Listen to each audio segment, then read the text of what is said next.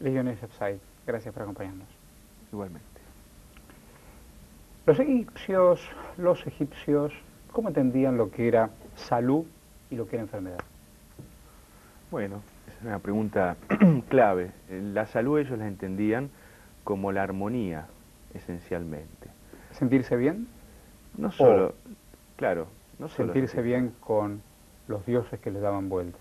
Claro, ellos pensaban que el ser humano no solo era el ser humano que veíamos o que vemos tras la carne, digamos así, o tras la piel, sino que el ser humano tiene energías que se desenvuelven en él, que tienen que ver con el universo, que tienen que ver con los vínculos, con las relaciones y con los principios que se manifiestan en toda persona. Entonces, en este sentido, ellos conocían 14 partes de un ser humano. Vio que hoy nosotros dividimos al ser humano en cuerpo, alma y espíritu. Así es. Ellos dividían en 14 partes. Es decir, que cuando esas 14 partes, como una gran orquesta, ¿sí? funcionaban en armonía, esto era salud. Cuando había un instrumento, una parte que se desafinaba, vamos a suponer, esto era enfermedad. ¿Y eso quién lo diagnosticaba? Porque hoy por hoy la ciencia contemporánea tiene médicos, científicos. ¿Hace 5.000 años había médicos? No. Había médicos, había universidades de medicina en Egipto hace 5.000 años. ¿Y los sacerdotes qué tenían que ver? Y los sacerdotes era, digamos, el centro desde donde se formaba cualquier profesión egipcia. Todo médico era también sacerdote. ¿Era una condición invariable? Era una condición, sí, ineludible. ¿Y? ¿Por qué? Porque ellos consideraban que la magia, que el alma, que la religión tenía que estar presente en todos los asuntos humanos porque era lo que brindaba sentido. Hoy en la medicina contemporánea uno dice, bueno, un cardiólogo, un neurólogo. ¿Había especialidades? Había especialidades, pero no así como hoy conocemos. Había médicos de la cabeza, médicos del tronco, y médicos también de la zona abdominal, de la zona baja. ¿Y qué sabían? Sabía muchísimo. Muchísimo. Más de lo que uno imaginaría. Increíble. Hace 5.000 años ellos ya practicaban trepanaciones de cráneo. 5.000 años. Ya tenían papiros quirúrgicos, es decir, que conocían cómo hacer una intervención quirúrgica, cómo realizar una cirugía, hasta cómo anestesiar, cómo hacer una asepsia, todo a través de elementos naturales, ¿sí? Además conocían de ginecología muy bien, eran expertos en todo lo que era relativo a la mujer, a la sexualidad y también a la higiene. Y ya tenían papiros también en cuanto a lo energético. Era una medicina que nucleaba no solamente una practicidad médica, como por ejemplo en esa época se usaba mucho todo lo que tenía que ver con traumatismos, porque era una vida distinta, era una vida donde uno se podía caer, golpear, quebrar. Había combates. Había combates, claro, médicos de guerra, que eran médicos rápidos, que curaban rápidamente. No usaban yeso, por ejemplo, para una fractura, pero sí usaban arcillas, usaban piedras, usaban vendas, maderas, ¿sí? Todo de una forma muy natural y muy especial. Y esto hay papiros que están escritos que son, fíjese usted, de 5.000 años, algunos de 3.500, 4.000, depende, pero a la vez fueron traducidos por los egipcios. Es decir, no se sabe la antigüedad. No se sabe. ¿Qué ha heredado la civilización hoy occidental de toda esa cultura? Bueno, yo creo que a través de la cultura árabe, sobre todo en la Alemania medieval, fueron los últimos que llevaron un concepto de la medicina egipcia. Vamos a suponer, por ejemplo, las intervenciones quirúrgicas, la dietética, la farmacéutica, la cirugía, son las 3 ramas de la medicina esencial que se practicaba en Egipto. Ellos tenían, por ejemplo, 960 plantas medicinales. ¿Cuánto? 960 aproximadamente, quizás más también, pero las cuales están en papiros, como recetas, ¿sí? Y esto, todas las drogas que hoy se conocen en la medicina occidental derivan de elementos naturales que hoy se hacen sintéticamente, pero un egipcio estaría totalmente en desacuerdo con una droga, ¿sí? Aunque esto sea algo fuerte de hablar. Estamos hablando, y lo estoy escuchando con mucha atención, sobre la salud, pero también la muerte tenía un eje relevante en esta historia. Sí. Después vamos a hablar de la muerte, porque la muerte tiene que ver con la momificación también. Correcto. Y en esto de guardar a los muertos. Exacto. Alguna vez alguien me contó una anécdota que esto de la diferencia de hombre y animal, porque los animales abandonan a sus muertos y los humanos los guardan, los enterramos, los guardamos. Esto de venerar a Claro. nuestros antepasados. Lo que pasa es que ellos no creían en la muerte en el sentido finalista. Ellos creían que eran cambios. Y que estos cambios, si bien a la vida le sucedía la muerte, posteriormente a la muerte le sucedía la vida, como algo lógico. Pero Entonces, ¿con qué atención le ponían a la salud? Claro, la medicina, fíjese usted, yo le voy a contar un caso para que se sitúe bien. A ver. Si usted iba a consultar a un sacerdote egipcio, Sí. él en su enfermedad veía que el cosmos corría peligro. Es decir, lo primero que hacía un egipcio es entender que una sola vida humana, una sola persona, representaba que el cosmos entero estaba enfermo. Maravilloso. Entonces atendían a esa persona con tanto esmero, ¿sí? Con una conciencia tan profunda y tan real, de compromiso con el enfermo, que realmente se hacían grandes milagros. Hay historias egipcias de grandes milagros. Todo lo que vemos nosotros luego en el cristianismo, en el judaísmo, esto ya se hacía en Egipto. Resucitaciones conocidas en Egipto, enfermedades de parálisis que hacían caminar, que no podía caminar anteriormente. ¿Y cómo se lee eso? ¿Cómo se entiende? Y porque ellos combinaban, la medicina egipcia, la clave es que combinaban todos los conocimientos técnicos, que eran muchos, con todo el conocimiento mágico y energético. Vamos a hablar de algo profundo, Por si favor. le parece. Sí, claro. Hay un papiro egipcio que se llama el papiro Ebers, que dice que el órgano del corazón se encuentra en todo el cuerpo, pero que su sede funciona en el lugar que nosotros llamamos corazón. ¿Esto qué quiere decir? Que cuando el hígado está enfermo, no está solo enfermo el hígado, por ejemplo, o el corazón, no está solo enfermo el corazón, sino que todo el sistema, ¿sí?, está enfermo, porque no podemos dividir, escindir, fragmentar al ser humano. De ahí que nace la concepción, por ejemplo, de poder sentir al corazón en las manos, de poder sentir al hígado, vamos a suponer, en la lengua, ¿sí? Y ahí nace lo que ellos llamaban una suerte de auropuntura, ¿no? Una acupuntura del aura. Usted sabe que muchas de las formas terapéuticas que hoy conocemos como alternativas ya se hacían en Egipto, tal es el Acupuntura caso. del aura. Exacto. Usted nos acercó unas agujas. Exactamente. ¿Las podemos hacer? Sí, cómo no. Por favor. Estas Vamos a agujas, detenerlas frente a cámara. estas agujas, A ver, no. Vamos a tomarlas desde un extremo para que se pueda ver que el cabo, ahí está, al revés, tómalo de la punta, por favor, de acá, por favor. Ahí va. Ahí está. Ahí está.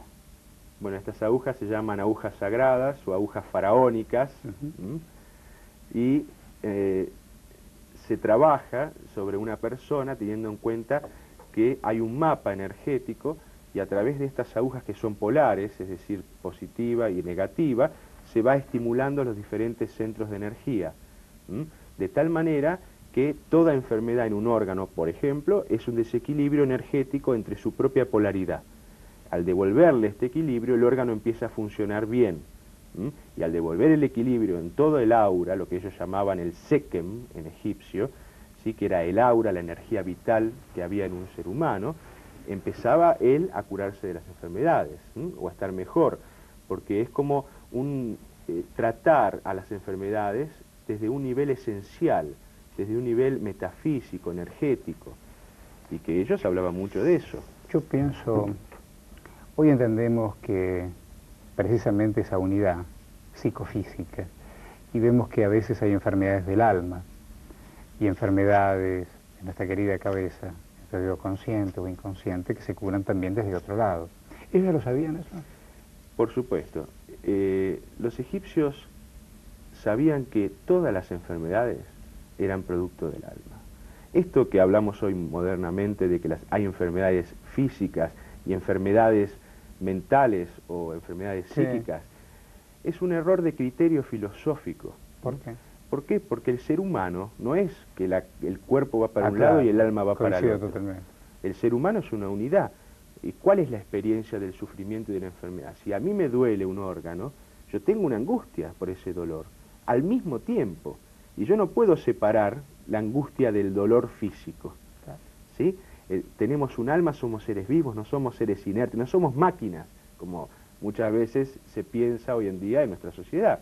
Entonces ellos trabajaban con estas energías. ¿Qué tengo yo en mi mano? Bueno, eso es un péndulo. Ese péndulo es un instrumento para medir energías. Este es un péndulo de cuarzo, de cristal. Está hecho artesanalmente. Y los egipcios usaban para saber la energía justa de las cosas. Desde cómo saber el tema de la plomada, si está derecha una pared, en cuanto a las construcciones de las pirámides, hasta saber si nosotros estamos alineados en nuestra verticalidad, en nuestra energía. Usted sabe que la energía va desde la zona genital hasta la frente, ¿sí? De lo instintivo, ¿sí?, al pensamiento, y tiene que haber una línea que tenga un equilibrio entre lo más básico y lo más sutil, y esto es salud.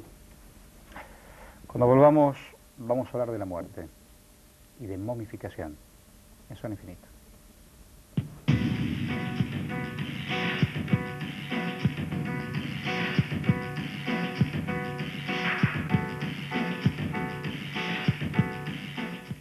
Estamos con Yonaya Light, hablando de Egipto y de salud, enfermedad y muerte.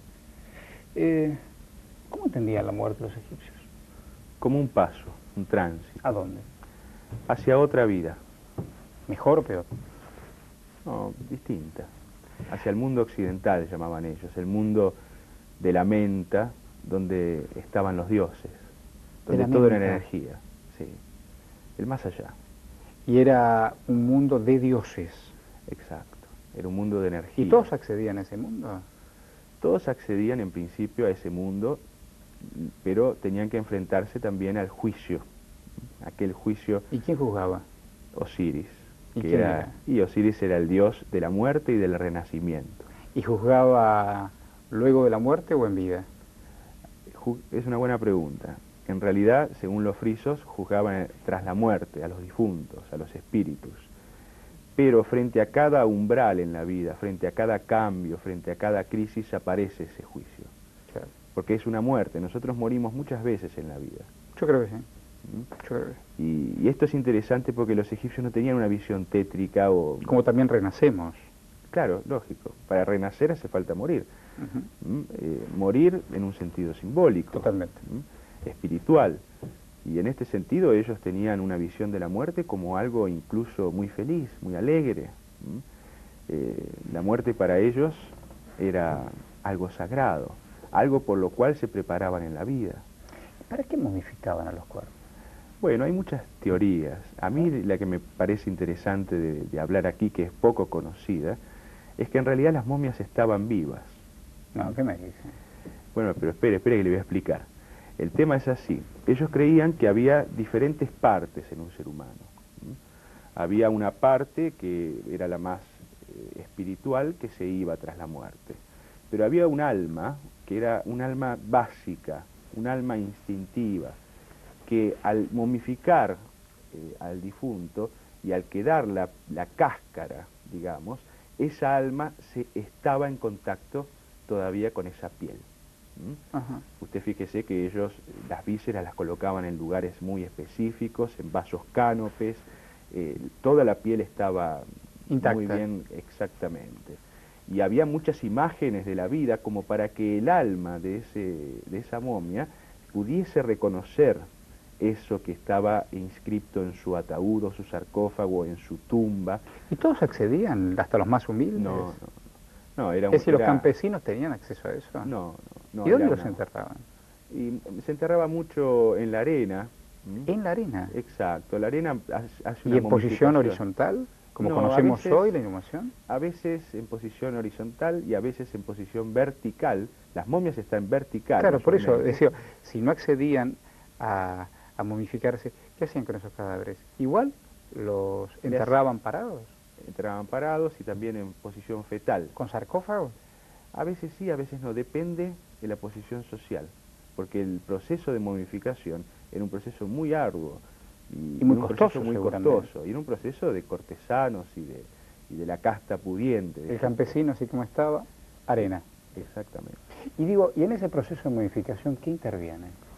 Bueno, ¿Cómo se interviene. modificaba? Bueno, básicamente el elemento esencial es esta sal que yo traje aquí para mostrarles, que no es una sal común, es una sal que tiene una historia muy interesante, porque hay un lago en Egipto que se llama Wadi el Natrum, que viene de la palabra natrón, que es el nombre de esta sal, que los egipcios se dieron cuenta que aquellos animales que morían alrededor de ese lago quedaban como disecados.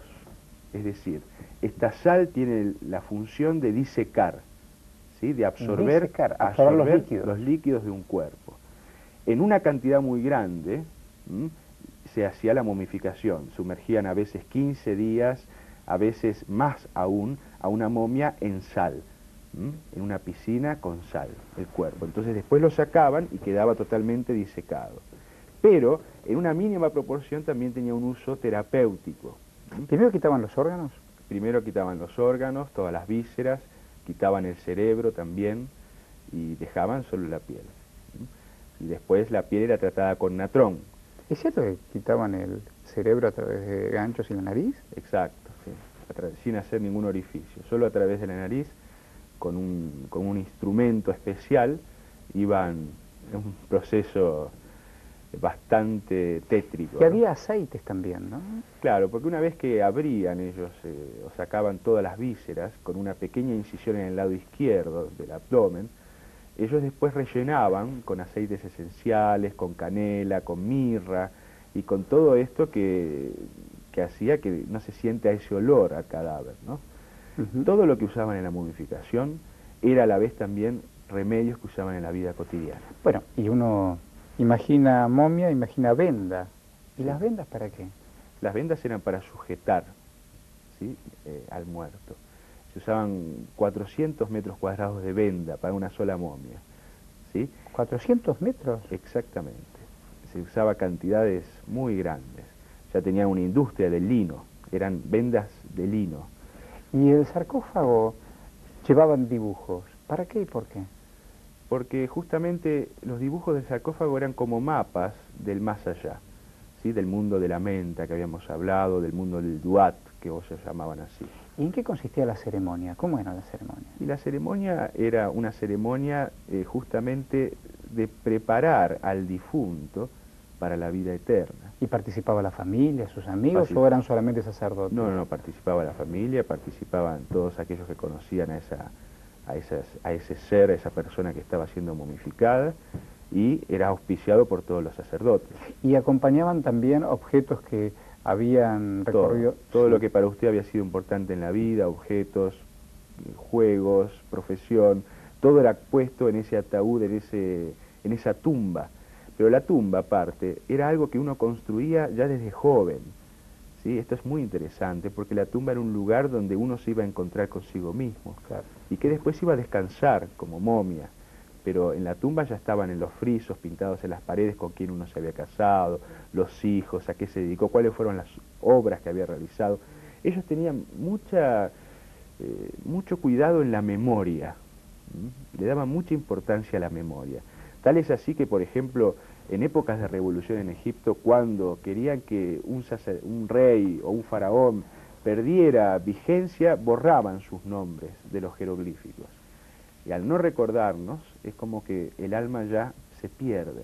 Esto es interesante, ¿no? Porque hoy en día la psicología dice que el inconsciente está afuera, no adentro. Y es como decía Sartre, ¿no? Que la mirada del otro nos define. Y esto lo pensaban los egipcios. ¿También momificaban animales? No. Momificaban gatos, animales de todo tipo. Por el gato era un animal muy preciado. Doméstico. Ellos tenían un gato montés, casi una pantera doméstica. Usted imagínese que el faraón estaba sentado y había 2 leones al costado, ¿no? Había que ir hacia el faraón. O una princesa andaba con su pantera negra, ¿no?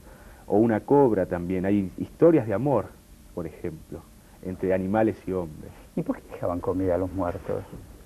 Porque ellos creían que la comida, que aquellos objetos les iban a servir a los muertos para entender, ¿sí? Que este era un lugar, como una casa espiritual. Fíjese que hay una historia egipcia donde un sacerdote tiene una gran duda, una gran pregunta, y va a la tumba de su maestro a preguntarle y el maestro le contesta. ¿Sí? Y el maestro le contesta. Uno puede parecer que esto es fantasioso, Sí, claro. pero no es tan fantasioso porque si nos retrocedemos a lo que hablamos antes, de que hay una parte del alma que está asociada a la cáscara que nosotros tenemos, esto puede ser el punto de partida para que el espíritu que sí está en otra dimensión pueda comunicarse. Es el principio del espiritismo, digamos, el espiritualismo, ¿sí? La momia está viva. Y esto no es esto se ve en los mitos. ¿Usted se acuerda de Drácula? Sí, claro. Bueno, Drácula es el mito de una momia que duerme en un sarcófago de día y de noche necesita sangre para alimentarse. ¿Usted me entiende? Totalmente. Porque está disecada. Necesita la humedad de la sangre, la vida de la sangre. Y es un mito que sale de la momificación.